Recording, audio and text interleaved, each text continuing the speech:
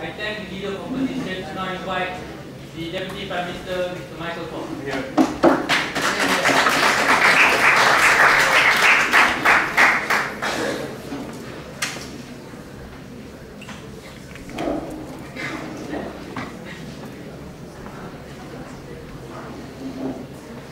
Madam Speaker, I'm sad to say that the opposition leader has failed and doesn't really contribute to the whole debate at all, ladies and gentlemen. This whole debate is not about feasibility. We said that if Iran wants to pursue its nuclear weapons, go ahead. We don't care whether you have the power, you have the capability to do so, ladies and gentlemen. So this whole the whole government bandage proposal, if they have the capability to actually pursue their nuclear weapons and nuclear program, should we actually allow it, ladies and gentlemen?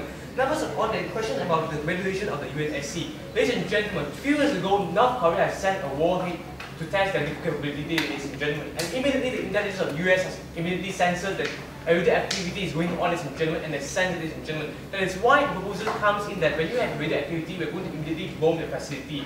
And if there's so, if you want to do any testing, if you want to launch your nuclear weapons, we have better informers, ladies and gentlemen. So that goes the valuation of the UNSC. In fact, UNSC, the whole idea of UNSC is to protect the international security, ladies and gentlemen. And we said that whoever country actually launch a nuclear bomb, ladies and gentlemen, the UNSC is going to bomb the facility, ladies and gentlemen. Not to France, not to Japan, not to Iran. There's no hypocrisy towards this. And they talk about how is it that the whole USA, how the West hatred between Iran and the USA and the Western countries. We see that this whole hatred is because of the USA not allowing Iran to pursue their own nuclear weapons, that they're having too much pressure on them. And therefore, I will talk about the diplomatic relationship. And therefore, we can see that opposition leader didn't really contribute to the whole debate today. I'm talking about the feasibility and the capability. It's not the issue here today at all. So going forward, as the Deputy Prime Minister from the side government, I'm going to talk about the balance of power. On the second level, I'm going to talk about the recognition in the international community. On the third level, I'm going to talk about the political system in Iran. On the fourth level, I'm going to tell you how is it that why Iran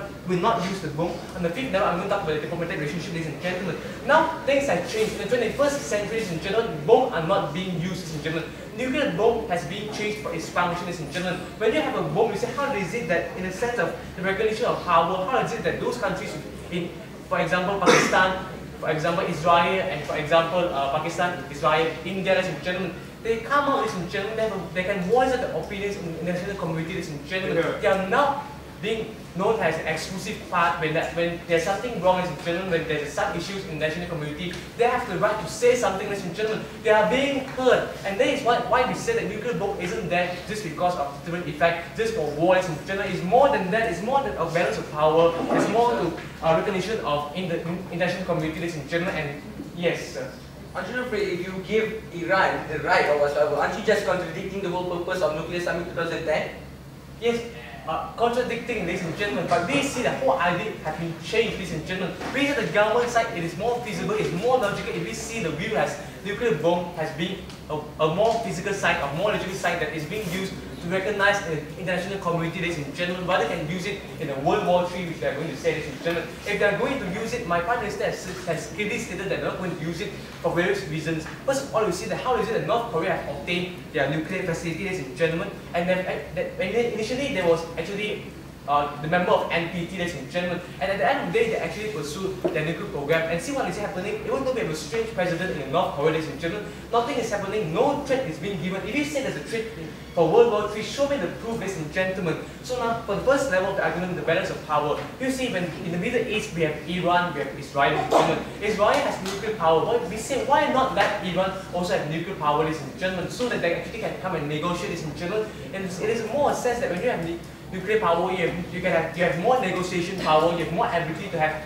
recognition in the international community, ladies and gentlemen. And this see how it is that Israel and Iran, and these both very big nations in the Middle East, ladies and gentlemen, they can actually get recognition, they can actually work for the nation, and in turn, it becomes even more peaceful, and there will be not many wars going on, ladies and gentlemen. Because we all know the fact that when two countries have nuclear bombs, ladies and gentlemen, the power is there, and you see that there will be more toleration between and more negotiation between these two countries, ladies and gentlemen. The second level of argument, I'm going to talk about the recognition of the international community. You see, when you have nuclear bomb, it reflects yourself as a mighty country, that they're a powerful nation, ladies and gentlemen, and this is what, in reality, the people in the international community is being briefing about, ladies and gentlemen. What issues are going on the international community are being heard of, ladies and gentlemen. What are your views, what are our opinions, how we want to actually improve and get recognition in the international community, ladies and gentlemen, when you have a nuclear power. I think I actually explained that during my first part of the speech of how we actually change the perspective of having nuclear power. Now, the third level of argument is about the political system of Iran. You see, the political system of Iran is quite unique itself.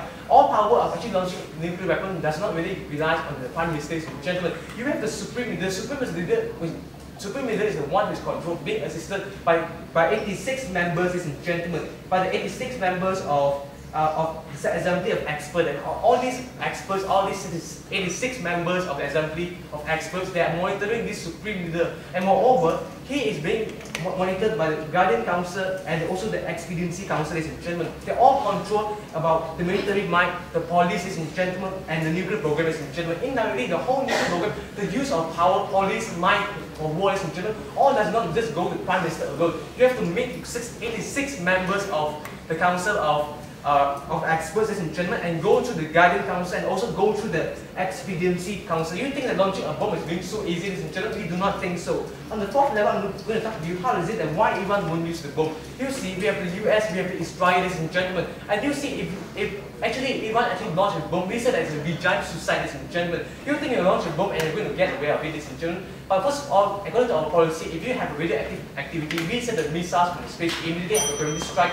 and there it goes, done with your bomb facility, ladies and gentlemen. And also why they won't use it. Basic logical sense, Israel and relationship between Israel and Iran isn't going very well, ladies and gentlemen. In fact, there have been threats from Israel and also from the US. You say, how is it that when Iran actually tries to use its bomb, you think the US is not going to do anything, ladies and gentlemen? We said it's simply unlogical, and we said that World War III won't happen, ladies and gentlemen. On the fifth level of our diplomatic relationship, why is it that the relationship between US and Iran is being so bad, ladies and gentlemen? Because US keep on pressuring the President of Ahmad, ladies and gentlemen, keep on pressuring and condemning the nuclear facilities. If you actually look at a bigger perspective, if you look at the whole picture, ladies and gentlemen, of how is it that the perspective of having a nuclear bomb has actually changed for recognition of power, ladies and gentlemen, for recognition of voice in the international community, we said that why not we give that, ladies and gentlemen. In fact, we said that if they actually manage to actually acquire the nuclear weapon, ladies and gentlemen, we said that there will be more hatred between the US and Iran, ladies and gentlemen. Then issues between these two countries